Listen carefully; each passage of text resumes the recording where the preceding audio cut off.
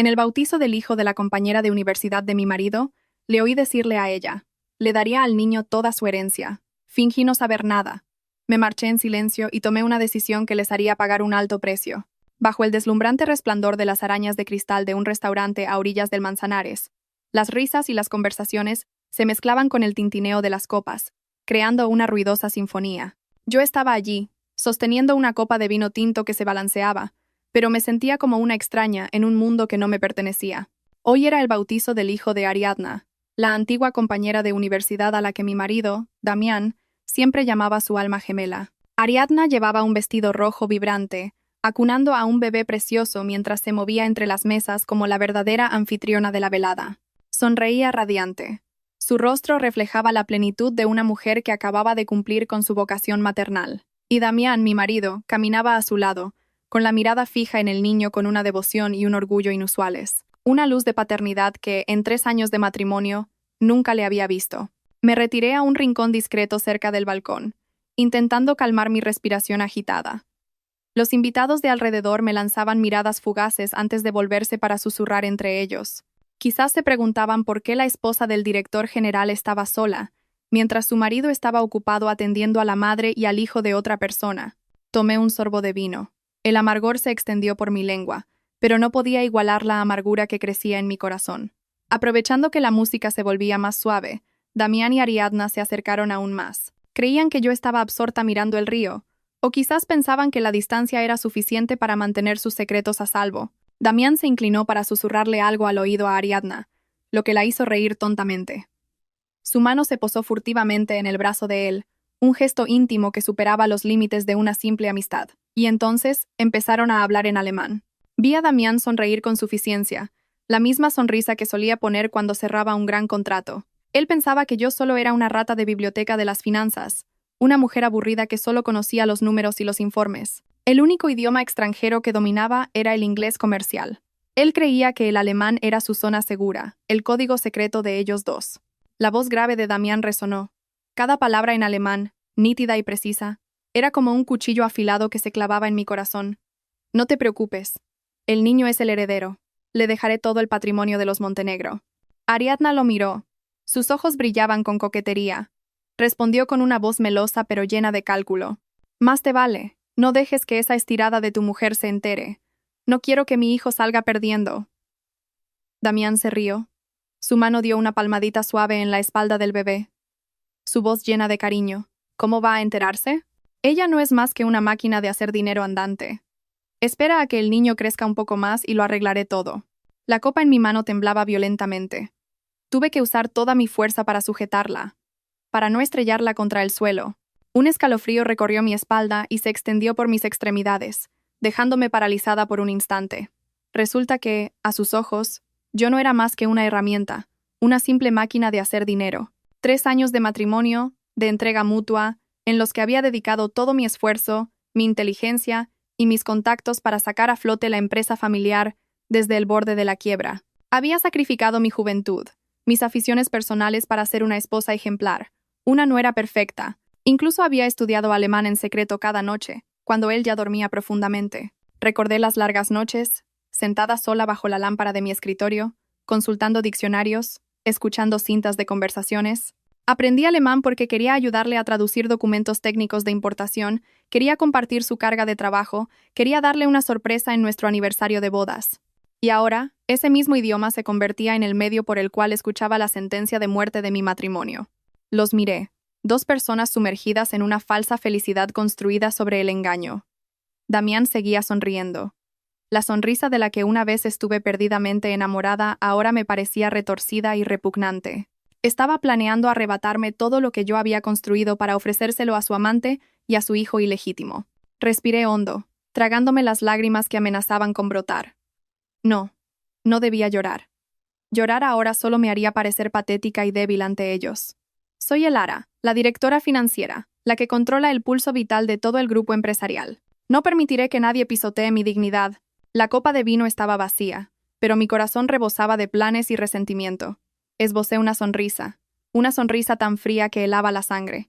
Querían jugar al juego de los idiomas. De acuerdo, les mostraría que el precio de la traición a veces no necesita ser expresado con palabras.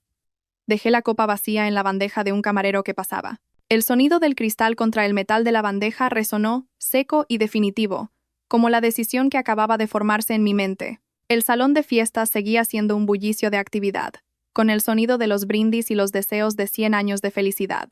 Las felicitaciones por el nacimiento resonaban con alegría, pero para mí, todo era como una película muda y sin sentido.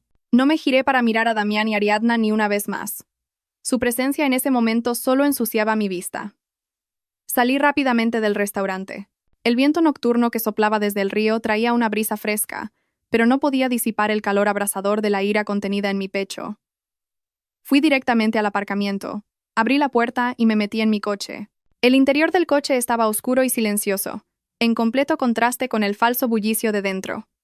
Me senté inmóvil como una estatua, con las manos aferradas al volante, la mirada perdida en el vacío. Pasaron 10 minutos, o quizás un siglo, no lo sé.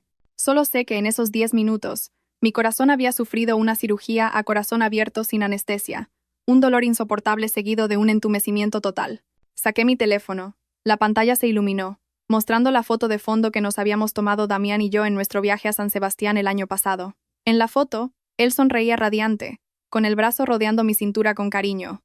Al mirarla ahora, solo veía una amarga ironía. Mi dedo se deslizó por la pantalla, frío y decidido. Seleccioné todas las fotos en las que aparecía él, una por una. Pulsé borrar permanentemente. Después de limpiarlo todo, quité la funda del teléfono y usé el clip para extraer la tarjeta SIM. La pequeña tarjeta cayó en la palma de mi mano. Era el número que Damián me había regalado cuando empezamos a salir, un número de pareja con el suyo.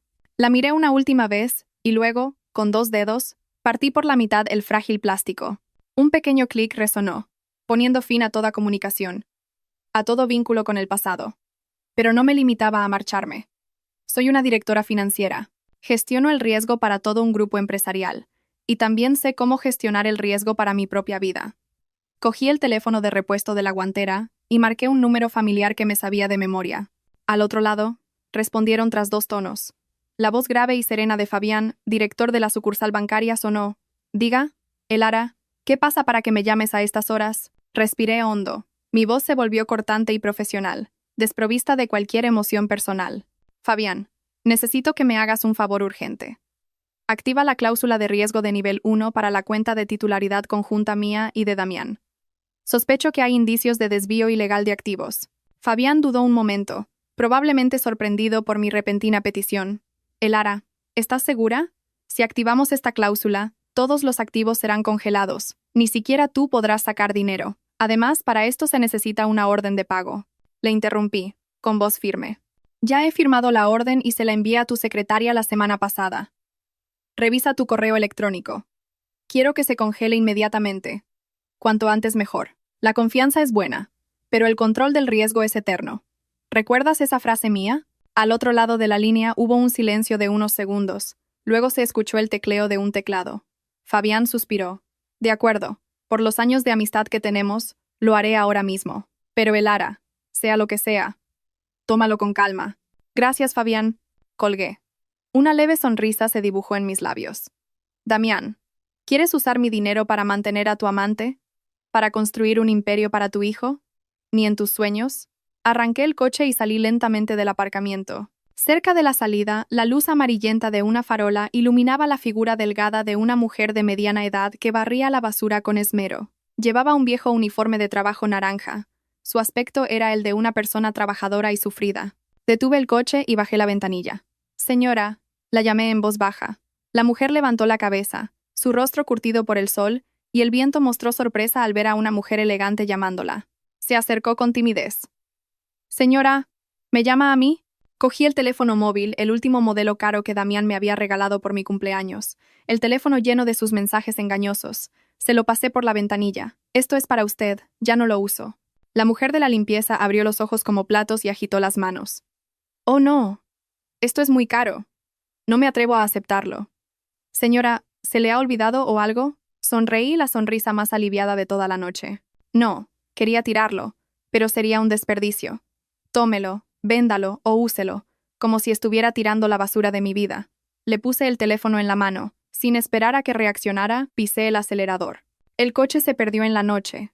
dejando atrás las luces brillantes de la fiesta, dejando atrás a un marido infiel y a todo un pasado que ya había muerto. Después de mi partida, mi ausencia al principio no preocupó en absoluto a Damián. Seguía absorto en su papel de padre modélico, junto a Ariadna y el bebé. Pero la verdad siempre acaba saliendo a la luz.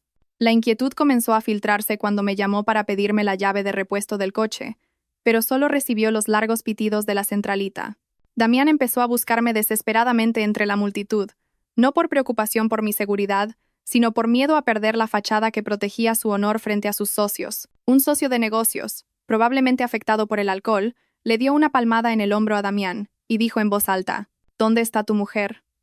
Antes cometí un error gramatical en alemán con unos clientes extranjeros y por suerte ella estaba al lado y me corrigió discretamente. Si no, habría hecho el ridículo. «No sabía que tu mujer dominara también el alemán. Pronuncia como una nativa». Aquellas palabras fueron como un rayo que le partió en dos, congelando la sonrisa en los labios de Damián antes de hacerla añicos. «¿Alemán? ¿Ella sabe alemán?», balbuceó Damián, con el rostro pálido como un muerto. Las palabras descaradas de cortejo, los planes sobre la herencia que acababa de susurrarle a Ariadna en ese idioma, resonaron de repente en su mente, explotando como una bomba de relojería. Damián abandonó la fiesta en su apogeo, dejando a Ariadna llamándolo, desconcertada. Salió corriendo hacia el coche como un loco. Nuestra villa estaba sumida en una oscuridad silenciosa. Cuando llegó, no había una cálida luz amarilla proveniente del salón, ni el aroma de la sopa a medio hacer, ni la figura de la mujer que solía planchar diligentemente mientras esperaba a su marido cada noche. El silencio envolvía la casa, un silencio espeluznante, tan frío como si el lugar hubiera estado abandonado durante mucho tiempo. Damián irrumpió en el dormitorio. Mi ropa seguía en el armario. El tocador todavía estaba lleno de mis cosméticos habituales. Todo parecía normal, pero esa misma normalidad delataba una terrible anormalidad. ¿Me había ido sin llevarme nada, como si nunca hubiera existido? ¿O como si odiara tanto este lugar que no quisiera llevarme ni una mota de polvo? Corrió al despacho, donde solía revisar los libros de contabilidad por la noche. Sobre la enorme mesa de roble, impecablemente limpia, yacía un delgado expediente. Damián encendió temblorosamente la lámpara de escritorio. La luz amarillenta iluminó una hoja de papel en blanco con las palabras «Solicitud de divorcio de mutuo acuerdo», que le saltaron a la vista. Mi firma al final de la página era firme y afilada, con un trazo largo y enérgico, como si cortara todos los lazos de afecto de los últimos 3 años. Pero lo que derrumbó por completo a Damián no fue la solicitud de divorcio, sino el objeto que estaba justo al lado, sujeto por un pisapapeles de cristal. Era un recibo amarillento, con los bordes ligeramente curvados por el tiempo. Lo cogió, sus ojos se abrieron desmesuradamente al leer las palabras impresas. Matrícula. Curso avanzado de alemán. Alumna. Elara Montenegro. Fecha. Hace 3 años. Hace 3 años. Fue cuando la empresa familiar comenzó a expandirse al mercado europeo. Damián se quejaba a diario de la barrera del idioma. Yo me había matriculado en secreto, tragándome las palabras difíciles, las gramáticas complejas, en las noches en que él dormía profundamente. Con el simple deseo de compartir la carga con mi marido, tenía la intención de usarlo como un regalo sorpresa, un apoyo crucial para su carrera. ¿Quién iba a pensar que mi sincero afecto se convertiría en un arma de doble filo, ayudándome a escuchar la oscura verdad del hombre que dormía a mi lado? Damián se derrumbó en el frío suelo, el recibo se le escapó de la mano y aterrizó a los pies de la mesa, como la más amarga de las ironías. El remordimiento tardío comenzó a roer su conciencia, no porque me amara, sino porque se dio cuenta de que la esposa que siempre había despreciado como una rata de biblioteca, en realidad, lo había visto todo desde hacía mucho tiempo. El timbre del teléfono sonó en la habitación vacía, rompiendo el silencio y el miedo que envolvían a Damián. Era mi suegra Leocadia. Damián contestó con manos temblorosas. Antes de que pudiera decir una palabra, al otro lado de la línea estalló un grito estridente. ¿Dónde está Damián? ¿Qué demonios está haciendo tu mujer? Se marcha en medio de la fiesta sin más. Los invitados preguntan y no sé dónde meterme. Esa clase de mujer que no sabe dar hijos y además le gusta montar numeritos. Si no la educas tú, iré yo a enseñarle. Damián no se atrevió a decir la verdad sobre la solicitud de divorcio. Solo balbuceó algunas palabras y luego condujo apresuradamente a la casa familiar. La antigua casa de la familia de mi marido estaba en un callejón tranquilo, con pesados muebles de madera y un persistente aroma a incienso, creando una atmósfera solemne pero también asfixiante. Leocadia estaba sentada en un diván de madera noble, con una taza de té caliente en la mano y una expresión furiosa. Nunca le había caído bien. desde el primer día que puse un pie en su casa como nuera. A sus ojos, aunque yo tenía estudios y un buen trabajo, provenía de provincias. No estaba a la altura de la nobleza de medio pelo de su familia. Además, mi mayor pecado era que, en 3 años, no le había dado un nieto varón para continuar el linaje. Ella no sabía que la causa de la infertilidad era su hijo, y que era yo quien había soportado en silencio la culpa para proteger la dignidad de mi marido. «Mamá, Elara», balbuceó Damián, sudando a mares a pesar del frío. Leocadia golpeó la taza de té contra la mesa. El líquido caliente salpicó por todas partes. «¿Qué le pasa? ¿Quiere armar un escándalo? Te lo digo. La consientes demasiado, y por eso se ha vuelto así. Una nuera que no sabe guardar las apariencias para la familia de su marido no sirve para nada. Mira a Ariadna, es guapa, encantadora y ha dado a luz a un niño. Estoy encantada con ella. Piensa bien lo que haces. No dejes que tu mujer se interponga en el camino de mi nieto». Justo cuando madre e hijo estaban planeando cómo darme una lección, sonó el timbre. Leocadia hizo un gesto con la barbilla a la empleada para que abriera la puerta, murmurando: «Seguro que se ha dado cuenta de su error y viene a pedir perdón. Le voy a dar una lección que no olvidará.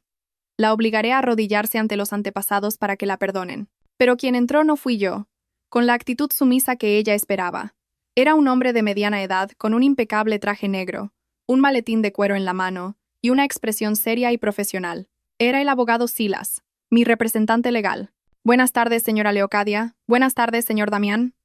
El abogado Silas asintió a modo de saludo, pero su mirada era tan afilada como un cuchillo. «Soy el abogado que representa a mi clienta, la señora Elara Montenegro. No he venido a disculparme, sino a llevar a cabo los procedimientos legales solicitados por mi clienta». Leocadia se quedó paralizada, mirando al hombre desconocido y luego a su hijo. «¿Un abogado? ¿Para qué ha contratado un abogado? ¿A quién piensa demandar?» Damián se quedó petrificado, presintiendo la llegada de una gran tormenta que le hizo temblar las piernas. El abogado Silas no les hizo esperar. Se sentó tranquilamente en la silla de enfrente, colocó su maletín sobre la mesa y lo abrió. El clic de los cierres resonó en el silencio, tan claro como el disparo que anuncia el comienzo de una guerra sin cuartel. El abogado Silas sacó con calma 3 carpetas de documentos y las colocó ordenadamente sobre la brillante mesa de madera maciza. Cada movimiento era lento y deliberado, pero cargado de un peso inmenso. «Esta es la demanda de divorcio unilateral, presentada por mi clienta. Esta es la notificación de admisión a trámite del juzgado de primera instancia. Y lo más importante», empujó la tercera carpeta hacia Leocadia y Damián. «Esta es la orden de medidas cautelares urgentes del juzgado». Leocadia entrecerró los ojos y cogió el papel para leerlo, pero los áridos términos legales la marearon. Solo se fijó en la frase en negrita en el centro de la página. «Embargo de bienes», gritó, su voz aguda y estridente. «¿Embargo de bienes? ¿Qué significa esto? ¿Qué bienes van a embargar? Mi casa, mi dinero. ¿Qué derecho tiene ella a tocarlo?» El abogado Silas se ajustó las gafas. Su voz mantenía un tono grave y estable mientras explicaba cada palabra con claridad. «Señora, mi clienta ha proporcionado pruebas suficientes que demuestran que el señor Damián ha estado desviando bienes gananciales durante el matrimonio para fines ilícitos, concretamente para transferirlos a una tercera persona. Para garantizar los derechos legítimos de mi clienta durante el proceso de divorcio, el juzgado ha ordenado la congelación de todas las cuentas bancarias, acciones de la empresa y bienes inmuebles a nombre de ambos o que provengan de la sociedad de gananciales». «¿Se ha vuelto loca?», rugió Damián, con la cara roja de ira y las venas del cuello hinchadas. Se abalanzó para arrebatarle la orden a su madre, sus ojos inyectados en sangre. «Mañana la empresa tiene que pagar un pedido de importación importantísimo. Ya hemos pagado el depósito. Si ahora no pagamos el resto, perderemos el depósito y la mercancía no llegará. ¿Con esto quiere matarme? ¿Quiere destruir la empresa?». Lo sabía, por supuesto. Como directora financiera, conocía el flujo de caja de la empresa mejor que nadie, incluido Damián. Sabía que mañana era la fecha límite para pagar la carta de crédito al proveedor extranjero. Sabía que si se bloqueaba el flujo de caja, la reputación de la empresa se hundiría y la cadena de producción se paralizaría. Pero eso era exactamente lo que quería. Si él no tenía escrúpulos en usar el dinero ganado con nuestro sudor y lágrimas para mantener a su amante, yo no tendría escrúpulos en cortarle el sustento. «Ese es su problema, no el de mi clienta», respondió fríamente el abogado Silas. «Mi clienta solo está ejerciendo su legítimo derecho a la autodefensa. Si usted no hubiera desviado los activos para mantener a una amante, nada de esto habría ocurrido». Leocadia, al oír que el dinero estaba bloqueado, se puso pálida. Para ella, el dinero era su vida, su estatus, su todo. Señaló temblorosamente al abogado. Se atreve. Esa pueblerina. Ha comido en mi casa, ha vivido en mi casa, y ahora se vuelve contra nosotros. Tengo que encontrarla, tengo que despedazarla. Cálmate, mamá, gritó Damián. El pánico empezaba a apoderarse de él. Conocía mi poder en la empresa. Sabía lo que yo controlaba. Se volvió hacia el abogado. Su voz se suavizó, intentando salvar la situación. Señor Silas, por favor dígale a Elara que los problemas de pareja se arreglan en casa. Los negocios son algo serio. No debemos dejar que las emociones personales interfieran. Lo que ella quiera, se lo daré. Dígale que retire la demanda. El abogado Silas sonrió, una sonrisa cortés pero llena de compasión. Lo siento mucho, señor Damián.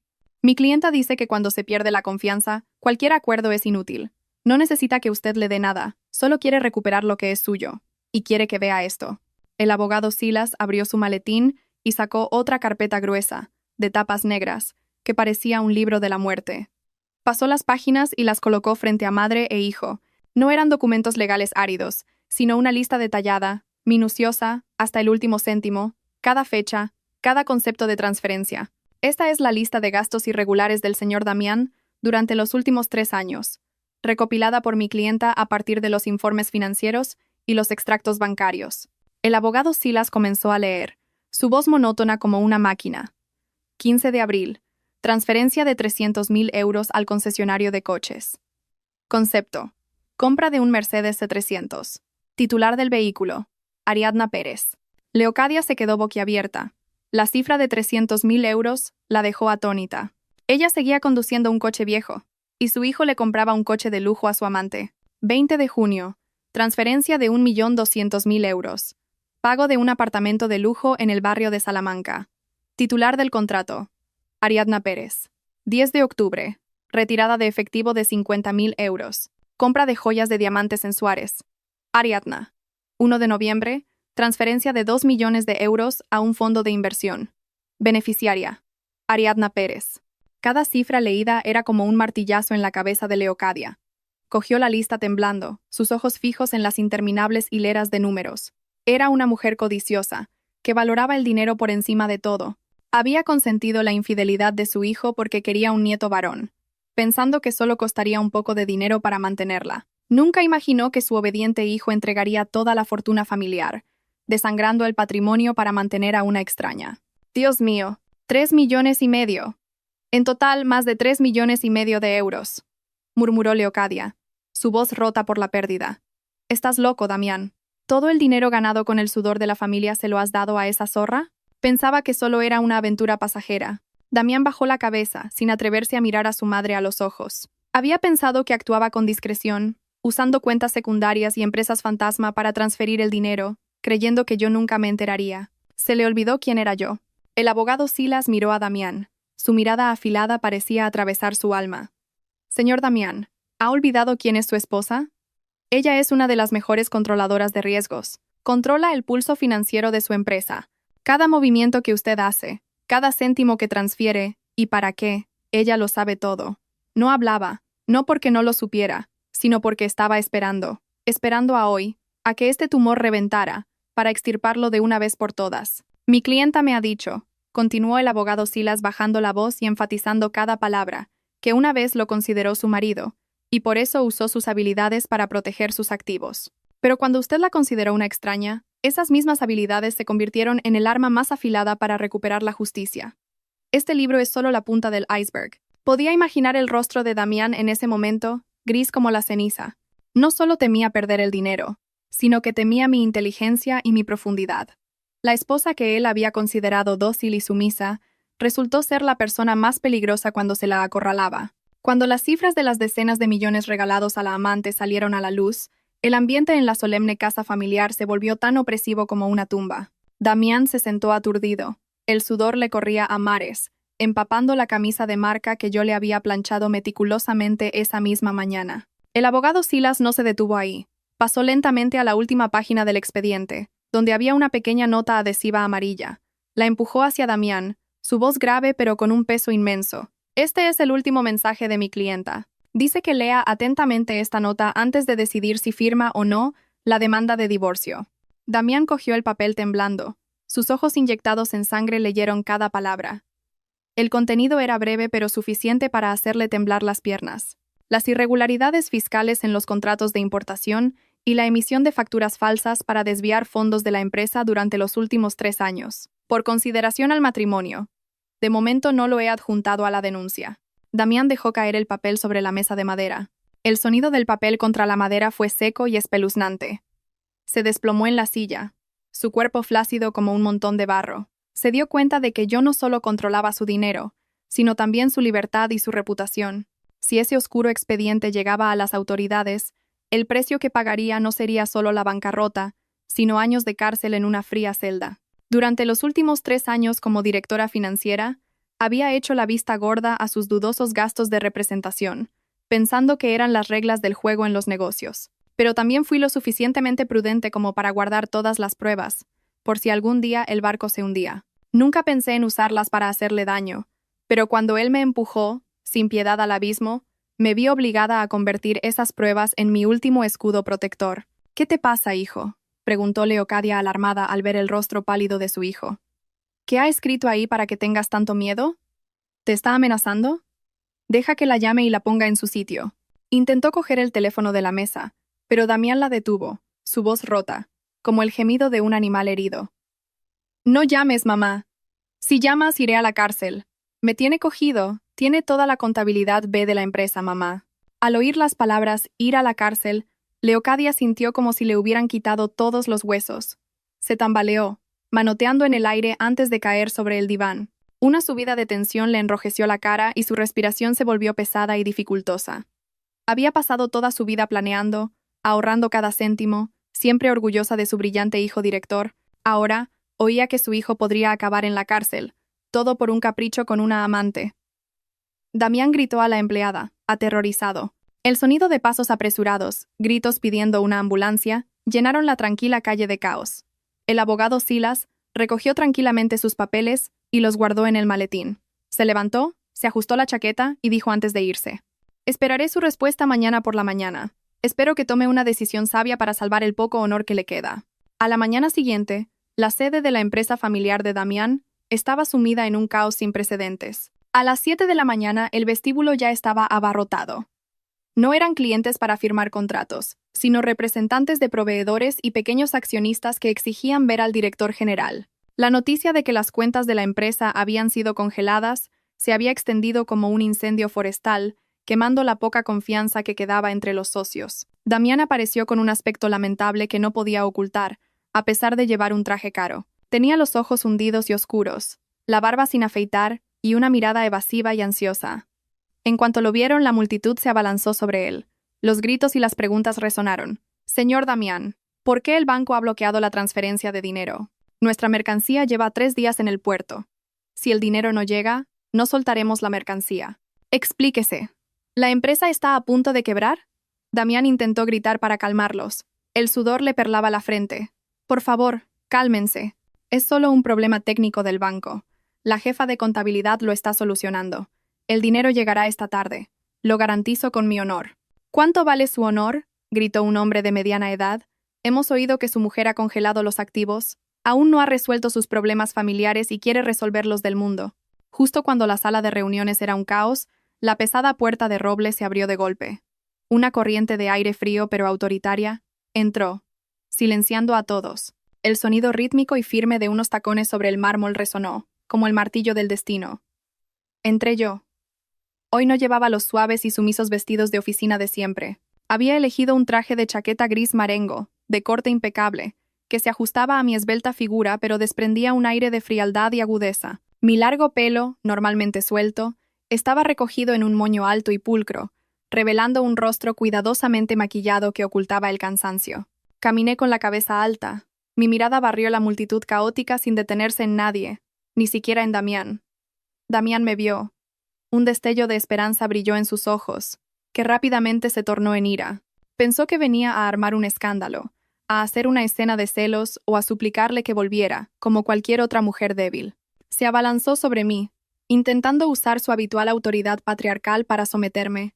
«¿Qué haces aquí? Esto es una empresa. Un lugar para tratar asuntos importantes. no la cocina de tu casa para que entres y salgas cuando quieras. ¿Seguridad? Acompañen a esta señora a la salida. Pero ningún guardia de seguridad se atrevió a acercarse. Se quedaron en un rincón, agachando la cabeza para saludarme. Buenos días, directora Elara. En esta empresa, todos sabían que Damián era la fachada, pero que yo era la que realmente había llevado el timón durante los últimos 3 años. Miré a Damián, mis ojos tranquilos hasta la indiferencia. No hace falta que llames a seguridad, sé encontrar la salida. Y, señor Damián, no he venido aquí como su esposa, sino como directora financiera. Fui directamente a la silla presidencial al final de la mesa de reuniones, donde Damián solía sentarse para darse aires. Coloqué mi maletín de cuero sobre la mesa. El sonido metálico de los cierres al abrirse resonó secamente en el silencio sepulcral. Me volví hacia Damián, una sonrisa apenas perceptible se dibujó en mis labios. He venido a presentar mi dimisión, y también a hacerles a los señores accionistas un regalo de despedida muy significativo. Le hice una seña a mi secretaria, que siempre me había sido leal y me respetaba, para que distribuyera los documentos a todos los miembros del Consejo de Administración. No era una carta de dimisión sentimental, ni una sarta de reproches de una esposa traicionada. Era un expediente grueso, encuadernado con esmero, con un título en negrita en la portada. Informe de evaluación de riesgo ético y de capacidad de gestión del director general. Damián se abalanzó para coger una copia, sus manos temblaban al pasar las páginas. En él, no usé ni una sola palabra emocional. Utilicé el lenguaje de los números, de los gráficos, de los modelos de análisis de riesgo más fríos de una directora financiera profesional. Analicé cómo el uso de los fondos de la empresa por parte del CEO para gastos personales, casas, coches, fondos de inversión, para una amante había afectado directamente al índice de liquidez. Señores, dije. Mi voz resonó, clara y firme en la silenciosa sala de reuniones. En la página 5, el gráfico de flujo de caja muestra que en los últimos 6 meses, el 15% del capital circulante ha sido retirado bajo el concepto de gastos de representación y relaciones públicas. Pero en realidad, ese dinero ha ido a parar a cuentas personales no relacionadas con la actividad empresarial. Esto ha provocado que perdamos la capacidad de pagar nuestras deudas a corto plazo, llevando a la empresa al borde de la quiebra técnica. Los accionistas más veteranos, antiguos compañeros de batalla de mi suegro, se pusieron las gafas para leer. Sus rostros se volvieron grises. Habían confiado su dinero a Damián por la reputación de la familia. Ahora se daban cuenta con horror de que su dinero se estaba utilizando para mantener a la amante del director. Un accionista golpeó la mesa y gritó: «Damián, ¿qué significan estas cifras? Explícalo. ¿El 1.200.000 euros para el apartamento era para una nueva oficina o para mantener a una mujerzuela?» Damián se quedó sin palabras. El sudor le corría por el cuello. Intentó balbucear una excusa. «Tíos, señores, escúchenme. Es una inversión a largo plazo. Ella, por un rencor personal, está. Los números no mienten, y tampoco guardan rencor», le interrumpí, con voz gélida. En la página 12, he adjuntado un análisis de riesgo mediático. El hecho de que el CEO esté envuelto en un escándalo ético, abandonando a su esposa por una amante, hará que el valor de la marca de la empresa caiga un 40% en las próximas 24 horas. Si la información se filtra, los inversores y socios nunca aceptarán financiar a un líder sin integridad moral. Miré alrededor de la sala a los ojos de cada persona. Vi miedo, ira y una profunda decepción. Una vez, me había esforzado por proteger la posición de Damián, por ocultar sus errores para que pudiera mantener su prestigio. Pero hoy, con mis propias manos, arrancaría esa brillante fachada para que todos vieran que dentro solo había paja podrida. Declaro que, a partir de este momento, dimito oficialmente como directora financiera. No me hago responsable de ningún riesgo legal o financiero que surja de la mala conducta del señor Damián Montenegro.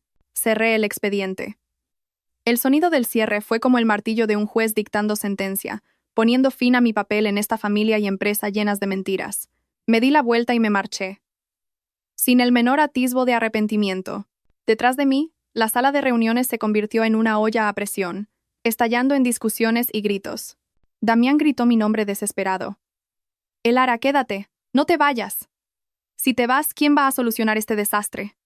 Me detuve, pero no me giré. Solo sonreí levemente. ¿Solucionarlo? Ese es tu trabajo. El del hombre que siempre se jactaba de ser el pilar de la familia, el talentoso heredero. Ahora, sin mí para limpiar tus desastres, veamos cómo te las arreglas con el lío que tú mismo has creado. Justo cuando puse la mano en el pomo de la puerta, Una voz grave y serena sonó desde el final de la mesa.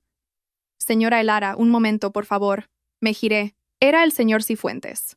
Un accionista joven pero con una participación considerable. El señor Cifuentes era un hombre discreto, que rara vez participaba en debates inútiles, pero yo sabía que era el más perspicaz de ese envejecido consejo de administración. Se levantó, se ajustó la chaqueta y me miró con respeto y pesar. Siento mucho oír que dimite, dijo. Su voz tranquila, pero lo suficientemente alta para que todos la oyeran. Sinceramente, mantengo mis acciones en esta empresa no por confianza en el señor Damián, sino por mi confianza en su capacidad de gestión financiera. Si ha decidido marcharse, creo que también debo reconsiderar la venta de mi participación. Las palabras del señor Cifuentes fueron como un jarro de agua fría para Damián y los demás. Damián se quedó boquiabierto, incrédulo. Siempre había pensado que los accionistas respetaban la autoridad de su padre, el título de heredero. Nunca pensó que su valor a los ojos de los demás fuera tan bajo. Y la esposa que despreciaba era, en realidad, el ancla que mantenía la confianza de los inversores. El señor Cifuentes se acercó a mí y me ofreció una tarjeta de visita. En mi empresa siempre falta alguien con su visión y su temple. Cuando esté lista para volver al mercado, mi puerta siempre estará abierta para usted. ¿Es un talento excepcional? No deje que quienes no saben apreciarla desgasten su valor. Acepté la tarjeta y sonreí levemente. Gracias, señor Cifuentes. Lo pensaré. Salí de la sala de reuniones. El sonido de mis tacones en el silencioso pasillo fue extrañamente gratificante. Detrás de la puerta de madera oí los rugidos de Damián, el sonido de objetos rompiéndose. Estaba perdiendo el control, pero eso ya no tenía nada que ver conmigo. Entré en el ascensor y vi cómo se iluminaba el número de la planta baja. Justo al salir del edificio, mi teléfono vibró sin cesar. Una avalancha de notificaciones de noticias económicas apareció en la pantalla. Sospechas de malversación de fondos del CEO del Grupo Montenegro para mantener a un hijo secreto. Las acciones de Montenegro se desploman. El presidente es suspendido temporalmente de sus funciones por el Consejo de Administración tras los rumores de divorcio. Damián era como una bestia herida, dando vueltas en su despacho lleno de humo. Sabía muy bien que su silla de director general se tambaleaba más que nunca. Un soplo de viento más y se derrumbaría. Pero Damián seguía siendo Damián. Un hombre con una confianza excesiva en su supuesta hombría y en la sangre de empresario que corría por sus venas. No estaba dispuesto a esperar su final. Quería jugar una última carta, apostarlo todo para darle la vuelta a la situación. Su única oportunidad, o más bien su último salvavidas, era la licitación para suministrar equipos y soluciones técnicas al Grupo Montoya. Era un proyecto gigantesco que Damián llevaba persiguiendo un año entero. Si ganaba, el enorme flujo de dinero del anticipo desbloquearía inmediatamente sus problemas financieros, salvando su honor y su posición ante el Consejo de Administración. Creía que en el despiadado mundo de los negocios, a la gente solo le importan los beneficios y la eficiencia, y a nadie le importa la vida privada de sus socios. Durante 3 días y 3 noches, Damián se encerró en su despacho, rodeado de cajas de comida fría y ceniceros rebosantes de colillas. Llamó a todas partes, movilizando los contactos que le quedaban, incluso pidiendo préstamos a usureros para engrasar los engranajes y completar su propuesta. Con la barba descuidada, los ojos hundidos y la camisa arrugada, nadie reconocería al elegante y joven empresario de antaño. Mi secretaria me contó que había gritado a sus empleados hasta quedarse ronco por un simple error ortográfico en la presentación. Estaba como un loco, invirtiendo toda su energía y cordura en esa gruesa carpeta de licitación. Murmuraba para sí mismo como si rezara. Solo necesito ganar y todo se acabará. El dinero llegará, todo se arreglará, y esa Elara se arrepentirá de haberme subestimado. Seguía creyendo ingenuamente que el dinero podía comprar el respeto, que podía tapar las manchas morales que él mismo había creado. Se le había olvidado algo fundamental que yo le había dicho muchas veces cuando aún nos queríamos. En los negocios como en la vida, la confianza va primero, la integridad después, y luego el talento. Pero probablemente esas palabras mías ya se las había llevado el viento, o quizás las consideraba simples teorías de mujer. Esa tarde, Damián salió de su despacho con la carpeta en la mano. Sus ojos ardían con una llama de ambición demoníaca. Pasó por la peluquería, se puso un traje nuevo, se echó un perfume caro para ocultar el olor a tabaco, se miró al espejo, se ajustó el nudo de la corbata y se dijo a sí mismo: «Puedes hacerlo, Damián. Eres un genio. Le demostrarás a todo el mundo quién es el verdadero ganador». El coche negro y reluciente se lanzó a la tarde, llevando la última esperanza de un hombre al borde del abismo. La sala de reuniones del Grupo Montoya estaba en el último piso de un rascacielos, rodeada de cristal, con vistas a toda la bulliciosa ciudad. El interior, en tonos grises y plateados, desprendía un aire de frialdad y clase. Damián entró, caminando con confianza para estrechar la mano de sus competidores. Su sonrisa de cortesía era una máscara perfecta. Miró su reloj. Justo a las 2 de la tarde, la pesada puerta de madera se abrió. El presidente Montoya, un hombre de más de 60 años con el pelo cano y un aire imponente, entró. Le seguían su asistente y varios miembros del comité de evaluación. Damián se levantó de un salto, inclinándose respetuosamente, mientras soltaba halagos sobre su admiración por el grupo. El presidente Montoya solo asintió levemente. Su aguda mirada recorrió a los presentes y se detuvo en Damián un segundo más de lo habitual. No se sentó de inmediato, sino que se hizo a un lado, haciendo un gesto solemne hacia la puerta, su voz resonante y cálida. Antes de comenzar las presentaciones, me gustaría presentar a una persona especial. Es la asesora de riesgos de alto nivel que he invitado personalmente para evaluar este proyecto. Damián miró hacia la puerta con curiosidad, preguntándose quién podría ser tan importante para que un veterano como el presidente Montoya le mostrara tanto respeto. El sonido rítmico de unos tacones sobre el mármol resonó. Un sonido tan familiar que su corazón dio un vuelco. Y entonces apareció la mujer. No era una extraña.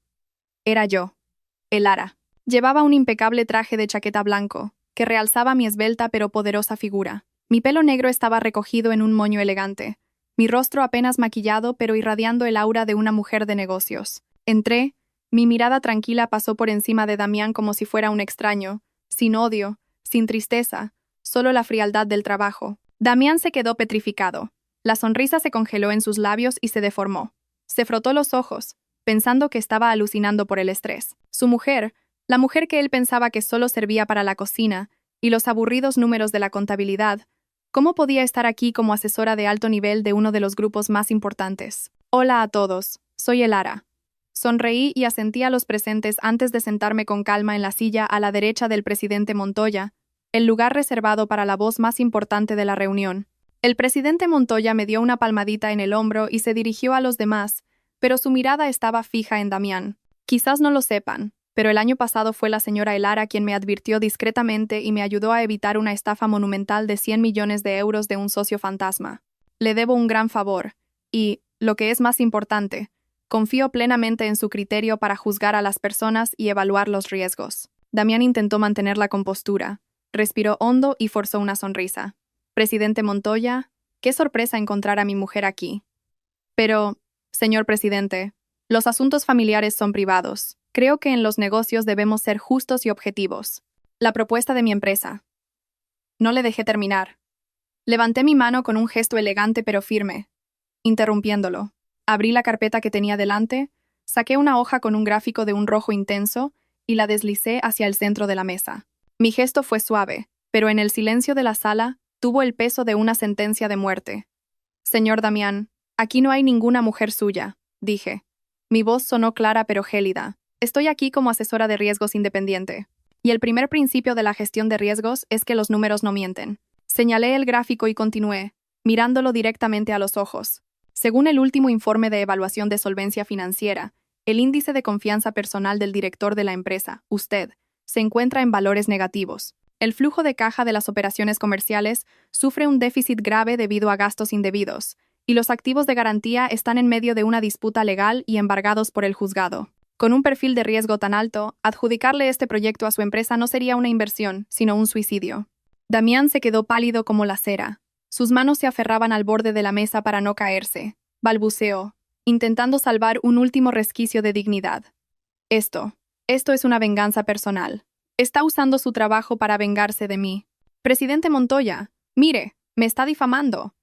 Mi empresa funciona con normalidad. El flujo de caja solo está bloqueado temporalmente. El presidente Montoya habló entonces lentamente.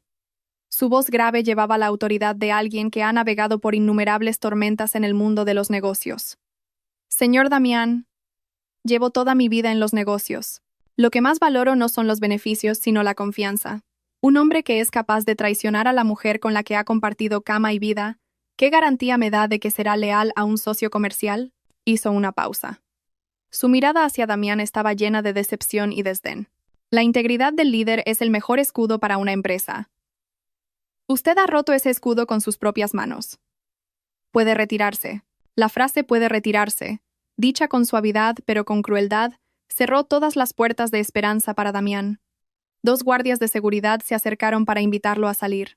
Damián miró a su alrededor, vio las miradas de lástima y burla de sus competidores y sintió una humillación tan profunda como si lo hubieran desnudado en público. Quería gritar, abalanzarse sobre mí, pero sus piernas pesaban como plomo. Al salir del rascacielos del grupo Montoya, la luz dorada del atardecer me dio directamente en los ojos. El viento soplaba fuerte, despeinándome el pelo y llevándose consigo las preocupaciones de los últimos días. Respiré hondo, saboreando la dulce sensación de libertad y victoria. El teléfono vibró. Era un mensaje del banco.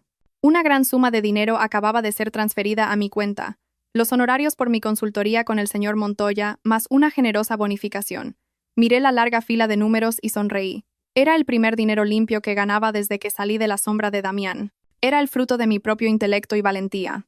No fui a casa. Conduje hasta un café tranquilo. Tenía una cita importante. Llamé al detective privado que había contratado. Al otro lado de la línea, su voz ronca sonó. «Señora Elara, justo iba a llamarla. Tengo noticias interesantes». «Hable, le escucho», dije con calma. Sobre esa chica, Ariadna, su currículum es perfecto, demasiado perfecto. Estudiante de intercambio en Alemania, buena familia. Pero ya sabe, cuando algo es demasiado perfecto, suele ser falso. He investigado un poco y he encontrado cosas muy interesantes. «¿Qué cosas?», pregunté. Un presentimiento me recorrió. Ni estudió en Alemania ni nada. El título es falso. Antes trabajaba en bares de la zona turística. Luego desapareció y volvió con esa imagen de señorita. Pero lo más importante es esto. El detective bajó la voz. He conseguido muestras de pelo del niño y de su marido. Estoy esperando los resultados del ADN, pero por mi experiencia, prepárese para un gran drama. Parece que usted no es la única víctima. ¿Qué quiere decir? Hay una red profesional, las llaman cazafortunas, especializadas en embarazos de conveniencia. Buscan a millonarios desesperados por un heredero y montan el escenario perfecto. Esta Ariadna huele a profesional. Le enviaré el informe completo y los resultados del ADN en 2 días. Colgué. Un escalofrío me recorrió la espalda, no de miedo, sino de la emoción de un cazador a punto de atrapar a su presa. Detrás del flamante heredero se escondía un lodazal de oscuridad y suciedad. Más tarde, por amigos de la alta sociedad, supe de la humillación que sufrió mi suegra. Esa noche, Leocadia, aferrándose a su vanidad, se puso sus joyas más caras, se sentó frente al tocador, retocándose el pintalabios, convenciéndose de que, a pesar de los problemas de la empresa, tenía a su nieto como escudo, creyendo que en ese círculo de vanidad, tener un heredero lo era todo. Entró en el lujoso salón de un hotel de 5 estrellas, esperando ser el centro de atención, pero en lugar de eso, el silencio cayó a su paso. Las conversaciones cesaron, reemplazadas por miradas de lástima, curiosidad y susurros maliciosos. Las damas que solían ser sus amigas la evitaban. Se sintió desnuda en medio de la multitud. Entonces la señora Cifuentes, su eterna rival, se acercó con una sonrisa afilada. «Leocadia, querida, he oído que tienes buenas noticias. Tu nueva nuera es toda una celebridad. Sus fotos íntimas están por todos los grupos privados». Y le mostró el teléfono. En la pantalla, una foto de Ariadna con un camisón transparente, posando sensualmente junto a Damián en el hospital. La imagen era vulgar, muy lejos de la dama de buena familia que Leocadia pregonaba. Los murmullos se convirtieron en un clamor. «¡Dios mío!» Y Leocadia decía que era de buena familia. «Parece una prostituta». Esas palabras derrumbaron el último vestigio de orgullo de Leocadia. Se abalanzó para quitarle el teléfono, gritando: «¡Cállate! Son calumnias. Estás celosa porque mi familia tiene un heredero». «¿Celosa?», se burló la señora Cifuentes. «Prefiero no tener nietos a traer a una cualquiera a mi familia y manchar nuestro apellido. Estás ciega por tu obsesión con tener un heredero, Leocadia. Ya veremos hasta dónde desangra a tu familia esa mujer». Incapaz de soportar la humillación, Leocadia huyó de la fiesta como una loca. Pero en lugar de ir a casa a reprender a su hijo, descargó su furia ciega sobre mí. En su mente estrecha, yo era la causa de toda su desgracia. Su coche de lujo frenó bruscamente frente a mi nueva oficina de consultoría. Leocadia irrumpió, gritando mi nombre. «¿Dónde está Elara? Sal aquí, desagradecida. Víbora, ¿dónde te escondes?». Salí de mi despacho con calma. Frente a mí, mi elegante suegra de antaño parecía una verdulera, con el pelo revuelto y el maquillaje corrido.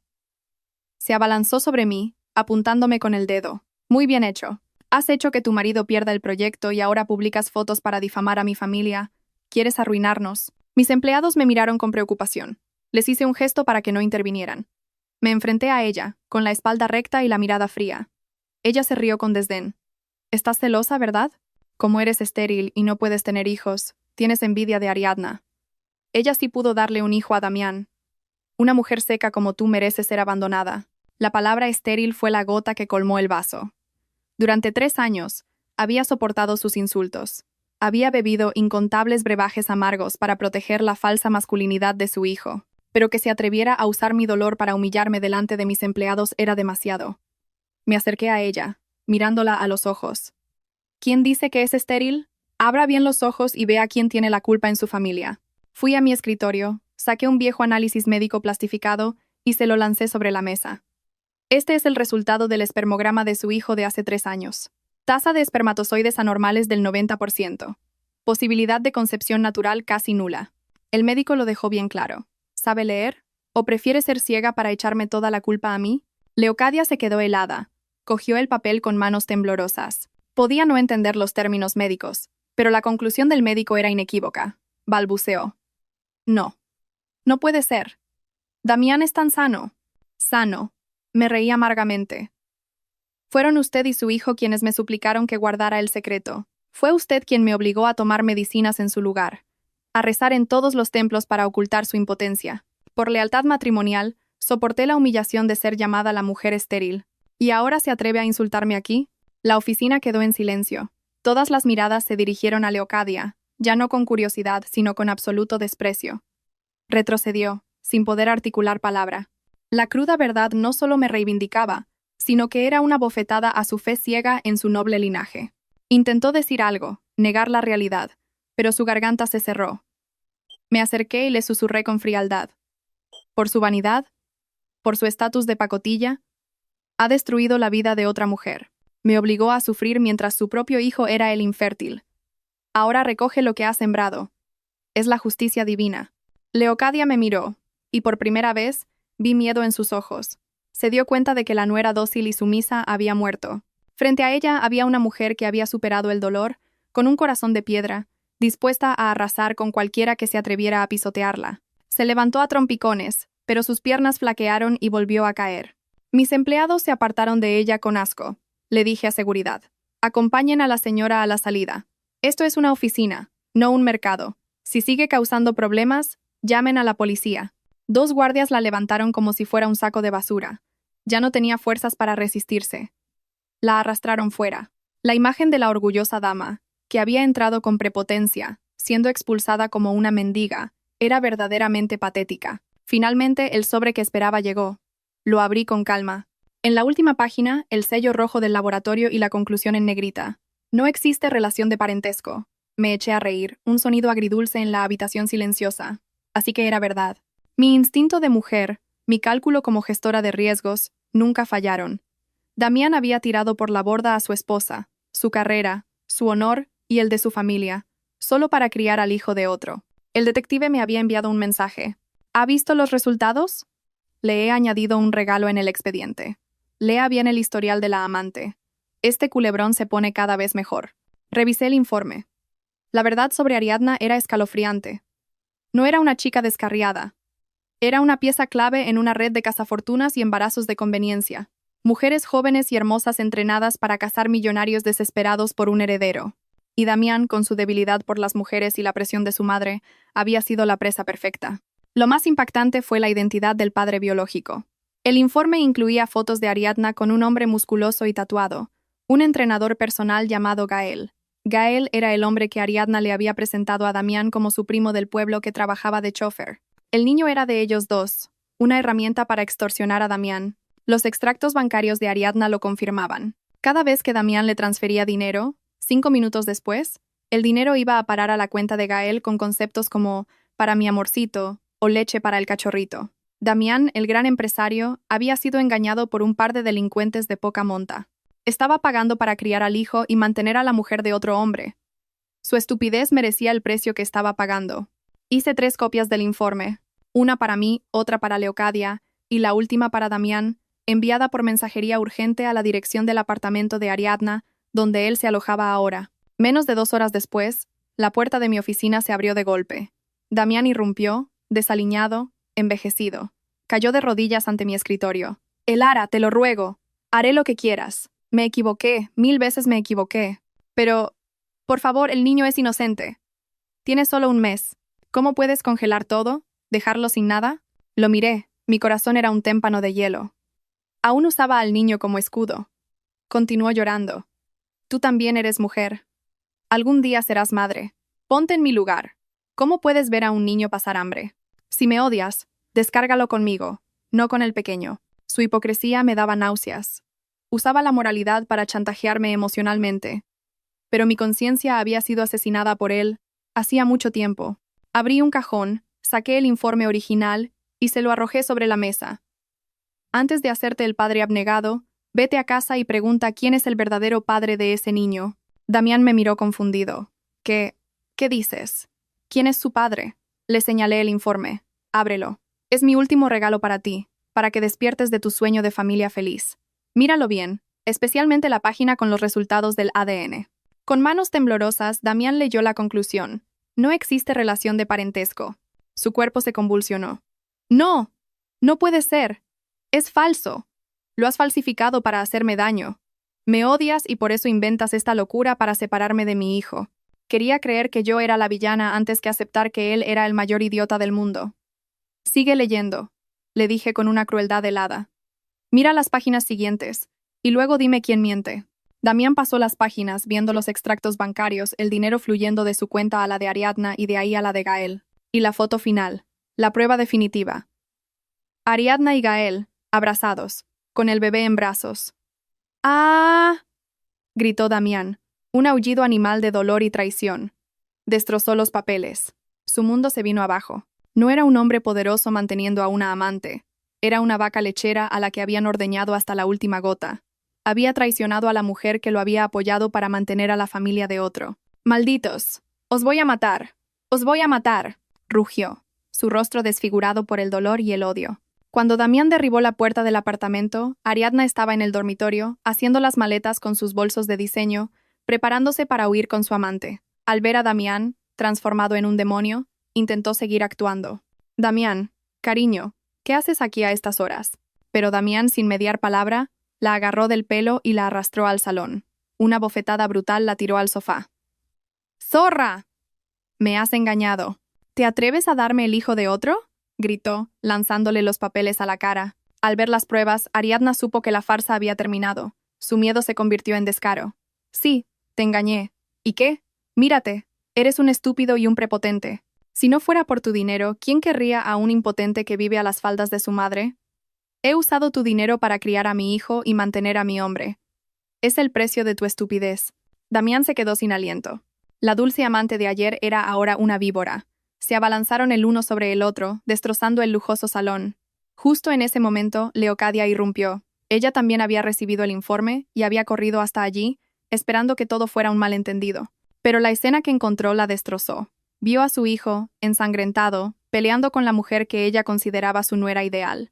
Escuchó a Ariadna admitir que el heredero era un bastardo. ¡Basta ya! ¡Dios mío, qué hemos hecho!, gritó Leocadia, desplomándose. Ariadna la miró desafiante. ¿Ha venido? Mire bien, ese es su nieto. Usted es tan estúpida como su hijo, tan obsesionada con un heredero que ha acabado criando al hijo de otro. Se lo merecen. Las palabras de Ariadna fueron el golpe de gracia. La mente de Leocadia se quebró. Se arrastró por el suelo, cogió un cojín de peluche y lo acunó como si fuera un bebé. Su rostro se relajó en una sonrisa extraña y vacía. Mi nieto, mi heredero, susurró meciéndolo. Duerme, mi niño, duerme. La abuela te cantará una nana. Y empezó a cantar, su voz rota resonando en la habitación destrozada. Damián la miró, petrificado. Mamá, susurró. Pero ella ya no lo oía. Se había refugiado en su propio mundo. Un mundo donde su nieto aún existía. Donde ella seguía siendo una abuela feliz y poderosa. Su locura, por doloroso que fuera, era la única paz que podía encontrar. Las sirenas de la policía y la ambulancia rompieron el silencio. Cuando las autoridades entraron, Ariadna, con instinto de supervivencia, se echó a llorar, acusando a Damián de intento de asesinato. Damián no se defendió. Se quedó inmóvil, mirando a su madre, Le pusieron las esposas. El sonido metálico selló su destino. Mientras se lo llevaban, vio cómo los sanitarios intentaban ayudar a su madre. Ella se resistía, gritando: «¡No toquéis a mi nieto! ¡Ladrones!». Tuvieron que sedarla y atarla a una camilla. Damián vio a su madre, la mujer de hierro, ahora inmovilizada, balbuceando el nombre de un nieto que nunca existió. El caso de Damián y Ariadna fue un escándalo mediático. El abogado Silas me contó que vio a Damián en prisión. Estaba demacrado, con la cabeza rapada. Lo primero que dijo fue: «Demándala. Ayúdame a demandar a esa zorra. Quiero que devuelva hasta el último céntimo. Quiero que se pudra en la cárcel». Usó las pruebas que yo le di, las pruebas de su propia malversación, para atacar a su examante. No lamentaba haberme traicionado. Lamentaba haber hecho una mala inversión. Con las pruebas irrefutables, Ariadna fue declarada culpable de estafa y condenada a prisión y a devolver todo el dinero. Pero su verdadera tragedia fue otra. Al salir del juzgado sin un céntimo, Gael apareció. Ariadna corrió hacia él, pensando que venía a rescatarla. «Cariño, vámonos». Pero Gael la apartó bruscamente. Le arrebató al bebé. «Me llevo al niño con mi madre. Tú ahora eres una delincuente y una deuda andante. No voy a mantener a una inútil como tú». Ella gritó: «He hecho todo esto por ti, por nuestro hijo». Él la empujó al suelo. «Lo hiciste por tu propia codicia. Una mujer que engaña a su marido, ¿quién puede confiar en ella?». Y se marchó, dejándola sola, sin dinero, sin amor y sin su hijo. Había perdido la apuesta de su vida. Un invierno, esperando en un semáforo, vi a una mujer acurrucada en la acera. Estaba delgada, temblando de frío. Era Ariadna. Miraba hacia arriba, a una pantalla gigante donde se proyectaba una ceremonia de premios, la mujer empresaria del año. Y en la pantalla, con una sonrisa radiante, estaba yo, Elara. Mi voz resonaba desde los altavoces. Solía pensar que el sacrificio era una virtud, pero la vida me enseñó que una mujer debe ser, ante todo, ella misma. No seas la sombra de nadie. Cuando la luz se apaga, la sombra desaparece. Brilla con tu propia luz. Ariadna bajó la cabeza y sus hombros se sacudieron por los sollozos. El semáforo se puso en verde. Arranqué, dejando atrás esa esquina fría y a esa mujer rota. No sentí ni alegría ni pena. Cada uno cosecha lo que siembra. Un año después. Estaba en la sala VIP del aeropuerto. Hoy cumplía un sueño de juventud pospuesto durante mucho tiempo. Ir a Islandia a ver la aurora boreal. Recordé cuando le propuse a Damián hacer ese viaje. Él se negó. ¿Para qué ir a ese sitio frío y caro? Mejor invertir ese dinero. Ahora libre de toda carga, me di cuenta de cuántos años había desperdiciado. Mi billete de avión solo tenía un nombre: Elara Montenegro. Esta soledad sabía a libertad absoluta. Vendí mis acciones en la antigua empresa. Corté lazos con el pasado. Leocadia seguía en un psiquiátrico. Damián pagaba su condena, y de Ariadna nunca más se supo. Eran capítulos oscuros que había arrancado de mi vida para escribir otros nuevos y brillantes. El avión despegó. Cerré los ojos, imaginando el cielo nocturno de Islandia, danzando con luces verdes y púrpuras. El camino por delante no sería fácil, pero ya no tenía miedo. Había encontrado a la compañera más fiable. Yo misma. La vida es corta. Mujeres, no esperéis a que nadie os traiga la felicidad. No os sacrifiquéis hasta olvidar quiénes sois. Vivid, amad y sed orgullosas, como flores que florecen en pleno invierno. Porque después de la tormenta el cielo no solo tiene sol, a veces también tiene una aurora boreal, reservada para aquellas que se atreven a mirar hacia arriba. Sonreí y me dormí en paz, flotando sobre las nubes, ligera como una pluma volando hacia el sol.